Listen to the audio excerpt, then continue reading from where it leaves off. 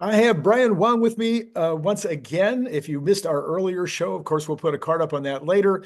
We talked in that show about the current fluctuations in the Tesla pricing and also why Brian believes it's going to be 1,500 by the end of the year in a very bullish scenario, not in it would be the perfect scenario. Would you agree with that, Brian? Right, perfect scenario. Yeah. Okay, the perfect scenario. All right. So, what we're going to talk about right now, though, is that the All In podcast, which if you guys aren't watching that, you should. But four, five, six billionaires, they've added some new people because of the elevation of Dave Sachs to the cabinet. Is he not cabinet, but He's AI and crypto czar. czar? Yes, which is not cabinet, I guess, but this close. Anyway, with Dave being out a lot, they've got a couple of new players who they're bringing in as substitutes, with Dave hopefully continuing to come back even as he serves the president and you and me.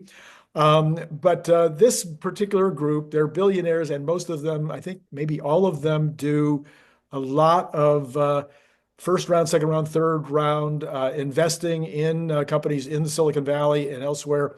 And as a result of that, several of them apparently have had the opportunity to meet with some of the big robot players. And obviously they're talking to the agentic players. And that's their big thing. So Brian, you want to maybe you've got a deck here ready to go on a summary a little bit of what these Yeah. guys talked about yesterday. Yeah. So this is the four that were in this last video. The new guy on the top left is Gavin Baker, who runs a $4 billion fund, and he had a big investment in XAI and I think several other things. Elon, I think, is also pretty big in SpaceX. Um, and then on his right is Jason Calcanis, um, who does a lot of early stage investing. And then bottom left is Dave Frieberg, who has done a lot of investing. He used to work at Google, and then I think now he's CEO of another company. And then to the bottom right is Chamath. I can't pronounce the full name. Panapatia or something like that. Yeah, that's right. Yeah. Okay. So some of the big predictions. So the two main big predictions were Jason said 2025 is the year of AI. And Dave Frieberg said 2025 is the year of hardware, AI, and robotics. So those are kind of aligned with things that I said just a week ago in my predictions. So we'll first go in with the year of robots that Dave Frieberg talked about. So he was pointing out the $1,600 RoboDog by Unitree. Unitree is had the valuations publicly traded about $4 billion, $5 million, whatever. It is basically China's version of Boston Dynamics, except they do more production and more selling of their products than Boston Dynamics. And Boston Dynamics is famous for videos where they do backflips and other things with their um, things. So $1,600 for the Robo Dog Unitree, $16,000 for a humanoid Unitree bot, and they got another $200 million in funding from Chinese sources, and they're doing a lot of mass production. So in terms of a competitor who are selling um, robots that have a lot of hardware and getting it onto people's hands, Unitree is doing that. And for people that haven't seen their dog or their humanoid, I mean, they're very clever. The Yeah. dog comes either with or without wheels, and can do a lot of great stunts. And they do have use cases. It can carry Mhm. things, it can find things. It has cameras. I mean, there's a bunch of different potential. We've a security dog. You know, Mhm. Right. might be one that comes to mind. So the Unitree story is a pretty good one. The thing I hate about Unitree is how cheaply they're selling them. But go ahead. Right. Right. So here's the Go2 or Go2 Unitree Robodog thing.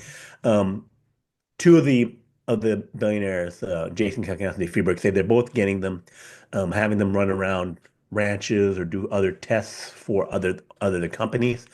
They have LiDAR and they see this colorized image where it's doing scanning of its environment.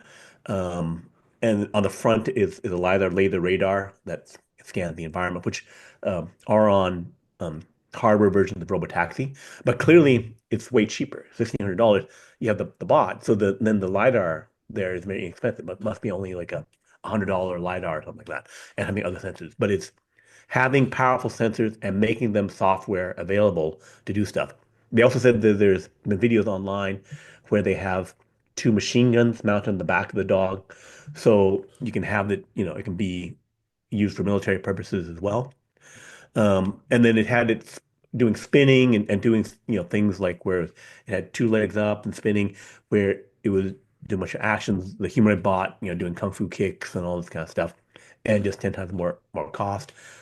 My brother, sorry, my son at Purdue, there's a club where they have a donated Unitree humanoid bot.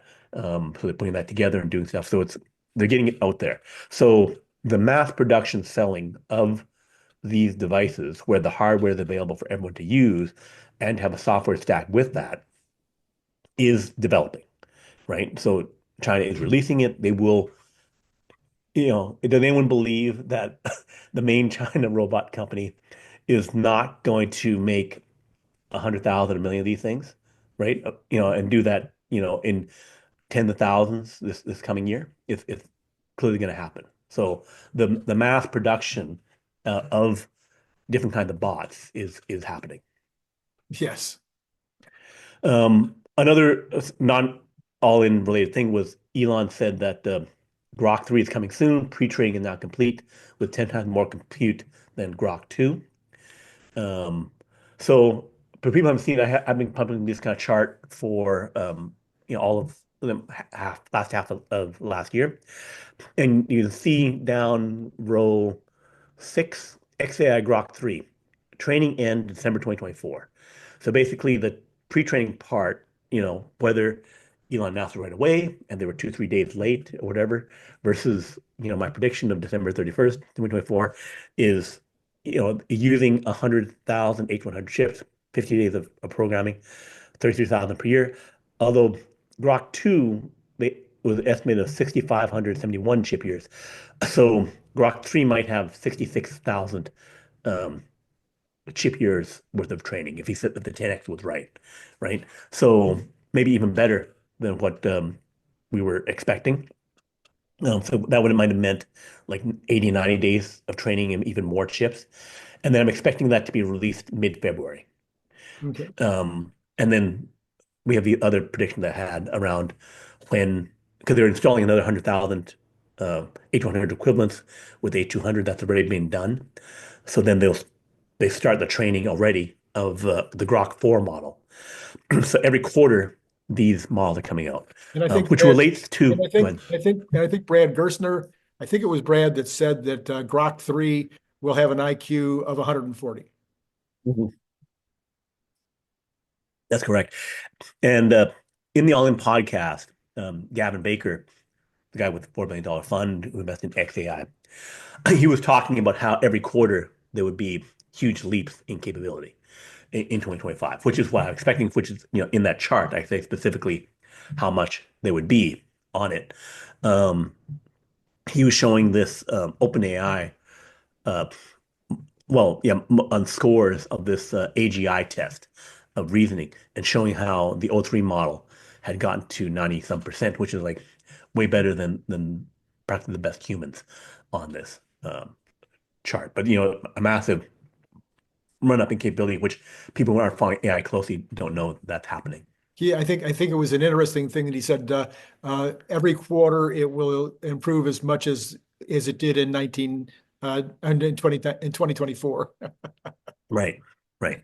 Which I say specifically here, I have Grok 3, this finishing train December, releasing February, Grok 4, April, could be March or April 2025. Um, Grok 5, trained with B200 chips that are 4 times better. That's below that, a couple lines below that. Um, would release July 25th, and then a Grok 6 with 300,000 B200 training chips would release December 2025. And each time there'd be a big step change in the amount of computing.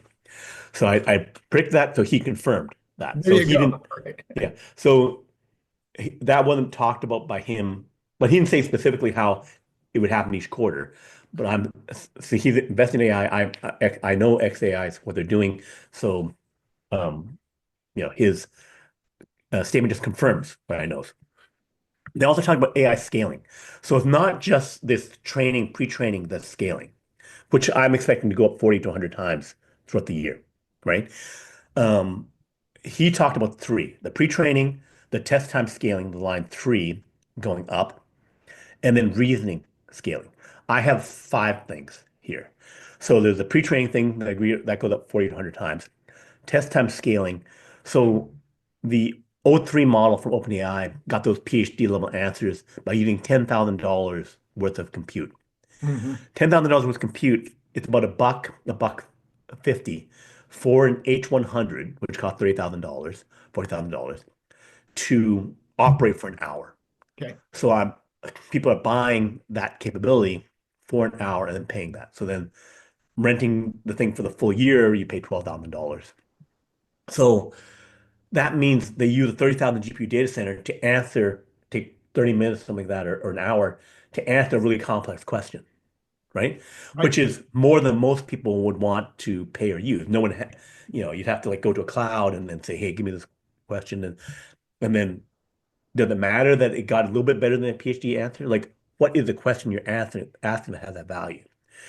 Gavin makes a statement that companies would want to pay $1 million, a big corporation, to say, how can I run my business better, Mhm. right? Mhm. And get an answer that could then help them make 100 million bucks, right? But he didn't say the 100 million bucks part, but the company would spend $1 million on that. The thing is that if you don't have that many questions, because I can only execute Right. on a really good plan by myself if I don't have that many employees, right? If I have 10,000 employees, I could say, okay, we need to have these questions answered a bunch, Right. right? Which is goes to like submitting a question to a mainframe computer in the 60s and 70s, a big Sure. corporation would have big mainframe computers and submit these questions. But on a personal computer level, I don't need as many answers and plans. I still want the best ones, but I don't need it.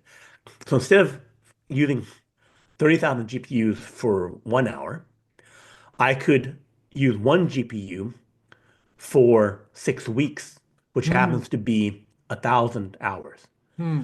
Then I get the answer that I want with far less compute capability. I still need 30 GPUs in order to get that whole thing, but I can use less. DeepSeek, a Chinese AI company, got 10 times more efficiency on the training, just recently announced there. So there's improvements in the efficiency with how we do this. We do it once, the expensive way, and then figure out how do I make that better? Like there were GPT-4 mini models that came out that were 10 times, 100 times more efficient. So we did this once. We know we can get to PhD level answers. Then we make it more efficient and step down the cost. Instead of taking $10,000, 30,000 GPUs to get the answer, I do it with 3,000. I do it Right. with 300. It Right. keeps stepping down as smart people figure out how to like, oh, I didn't have to go that much effort, you And know. and and on the show, they gave on his laptop, he asked on a $20 a month program, he asked an extremely complex question about international banking or yeah, international banking, or I guess it was domestic US banking. Very complex question. Got a definitely a PhD level response in about 10 minutes. So this was Gemini Advanced. Jason Calcanis asked it bank insolvency risk analysis, and then it broke down the reasoning for how it was figuring this thing out. It's saying, okay, here's the reasoning that I'm doing, the steps I'm taking to analyze this question, and the other models give 3 or 4 steps of reasoning. This thing gave more steps of reasoning, 7 steps. The other models have given like 10, 20 sources usually, and this thing went to hundreds of sources to get that answer. And so so then now below there was other things on that um, answer. So Jason also had asked it, how do um, we I think convert to robotaxi and full self-driving, how do we convert the fleet and stuff like that. And it also gave a really good answer. So you can see the value in that it gives you how to analyze the problem. right? In a professional way. So Right. and he got the answer in 10 minutes. So that value, that where we say, tell me how you would analyze this problem, it may not take the full $10,000 of compute to tell you how to analyze the problem. And it could give you that part of it, which has value in itself, and then give you the first parts of how it's doing the other part of the analysis. So you could get how you'd want to think about it, and you can think about it, and then you can come back and ask a better, more fine-tuned, more narrow question around how do you, like some of the steps could be more obvious, right? And you can get it from other things. Yeah. And I think that goes to a conversation I believe you and I had earlier this year to where this existing $20 a month program, which will probably be free in 90 days, um, with taking 10 minutes to give you these kind of complexities, could be used for stock picking. I mean, Mhm. you could just simply ask it, using as many resources as you possibly can, take all the time you want. Where do you see Tesla stock by the end of the year? Right. And also tell me how to be a better manager of my portfolio. Right, How do I have my finances better, right. right? Because a lot of people don't know that, and they also make a bunch of there's a lot of bad information out there, which is taught at universities even, Mhm. where they say, here's portfolio theory. You need to diversify, own 20 stocks, because you have 20 great ideas, obviously. That's what Warren Buffett says. You really have 20, 100 great ideas about what to invest in, or you really have only like one, two, or three, right? So then why are you spreading out into all the bad ideas you have? Right, And so people get taught this thing of like, here's how you have mediocre or inferior performance. right, But at least it gets you, 1, 2% below the market or something like that. But here, have a plan that is clearly inferior, but it has lower downsides. It, right, it will mean that you don't lose quite as much. But so it's more about defense than actually performance. So that was the reasoning. It's working. It's doing value now, and it will be more valuable uh, for everyone to have it. Agentic scaling is that we would the there's a I should have got the information for this.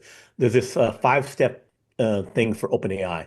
Where they say here's where we're going to go for levels of AI. So then you have the basic um, information knowledge part, which everyone has known ChatGPT has. Level 2 was the reasoning, and then level 3 is the agent part. I think level 4. I think level 5 was that it would value to corporations that you could run your whole company right. on the answers from AI. So that's what they're referring to, a path of like commercial grade AI happening. Um, so we can see the answers that Jason's showing you why people believe they can get trust your company level answers from the reasoning that we have here. Right. Um, Then the agentic scaling, they talked about second half of 2025, not necessarily the first half, but the second half mm, of 2025. They believe, several of them believe that the agents will be everywhere, that it'll be a 1996, 7 type period where it will wipe out the existing SaaS companies even mm, that right. that you'll no longer be looking at. I mean, we know, of course, that Salesforce and others are already switching to AI and probably will be ahead on the agentic approaches. But a company like Salesforce would have been in trouble if they weren't getting this type of move because that type of analysis will become like a calculator. It'll Mhm. be like, here's what I want, please create it. Right. So the thing is, it's changing. If things are changing every quarter with huge leaps in capability, then um, certain things that we're making highly valuable that we're paying a bunch of money for, we don't pay a bunch of money for, right? I was going to pay a bunch of money to a Deloitte consultant.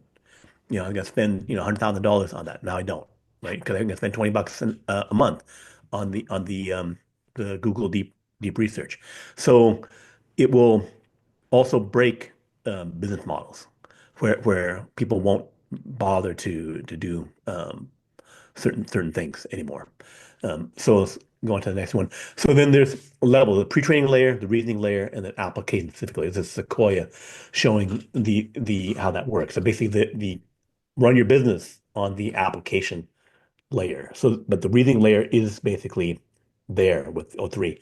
And people say, well, OpenAI is the leader with O1, O3. So the Google deep research one is, Jason Calcanis says it's better. I could be using it more to verify that claim. But then there's tons of open research papers, hundreds from China, where they have been deeply analyzing everything about O1 and O3. All this, strawberry reasoning model, um, there's called some kind of star reasoning thing. All the aspects of this are being deeply researched in China, and they're open sourcing it.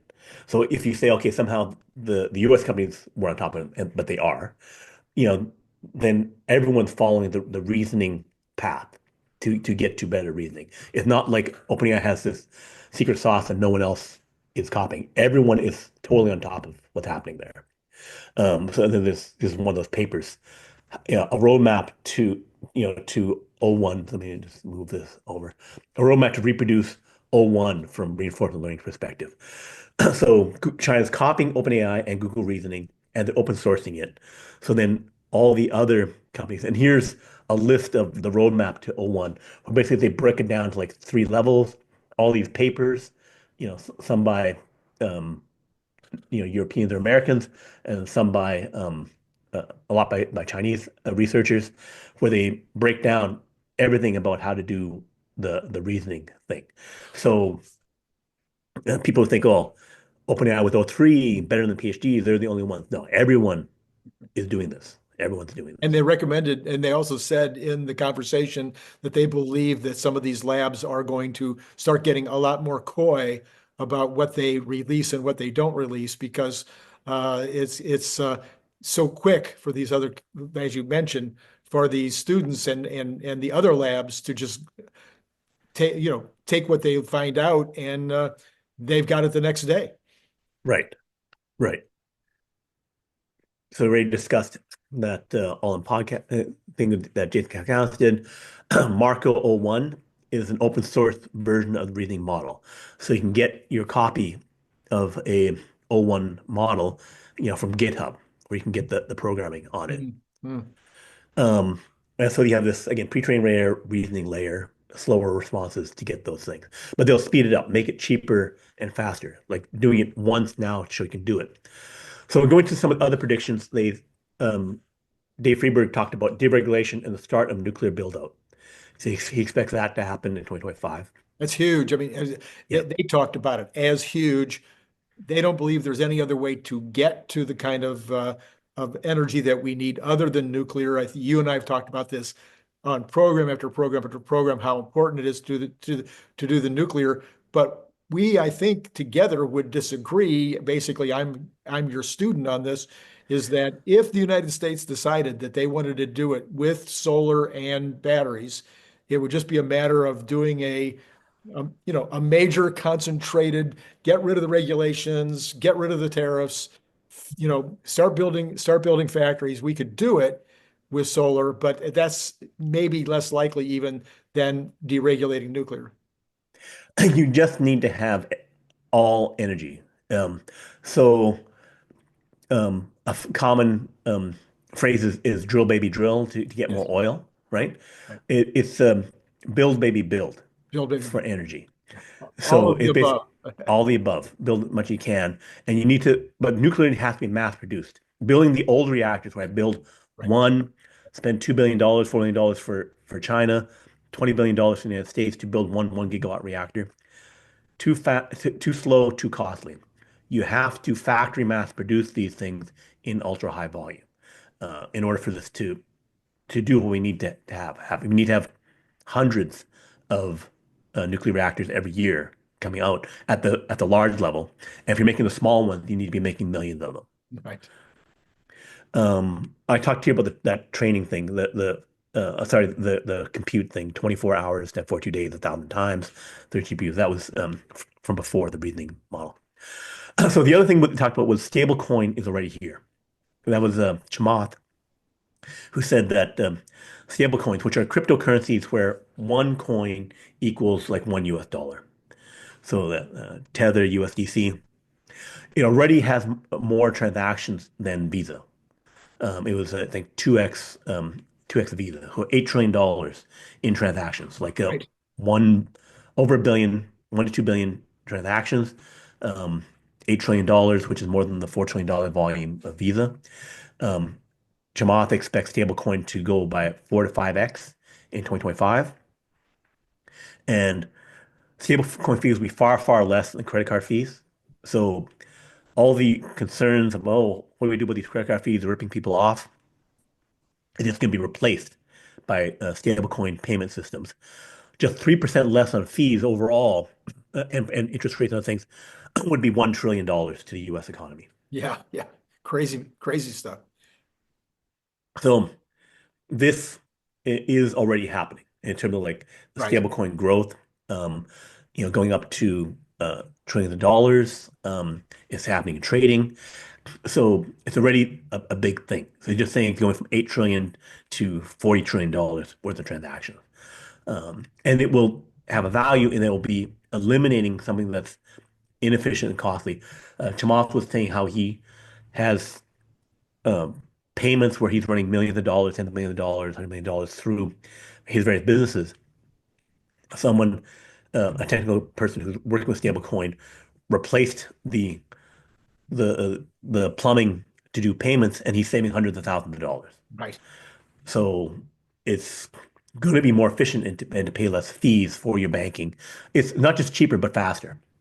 So, um, so then drone delivery, they say that it's already happening in China and with Amazon already. Amazon already doing like delivering 60,000 products. China's also doing drone delivery of physical products. Including Um, food, including restaurant food, I think. yeah, food, restaurant food. So this is something else that's happening in a hurry.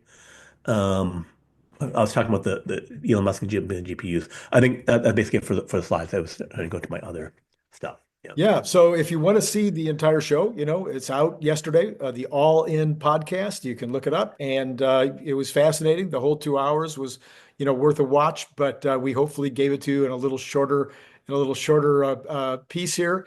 And then again, I encourage you to go back and look at our earlier show this weekend where Brian and I talked about what's happening with Tesla stock, not only now, but next week and the rest of this year. And we'll be doing one more show. Brian, you want to tease that one? What are we going to talk about in that third show? Uh, Um, in terms of we'll talk about the news about the drones over New Jersey and how that could have gravity propulsion, and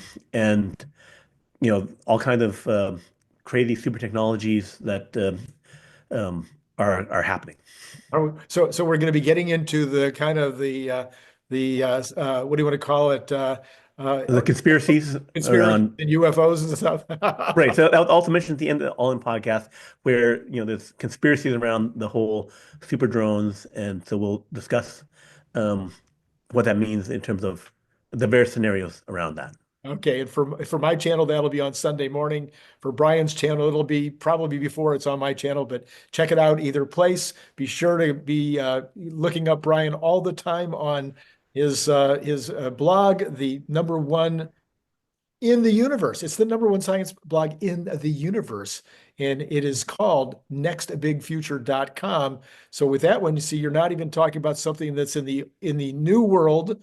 It's in actually the old world. It's a .com. That's right. So look him up over there.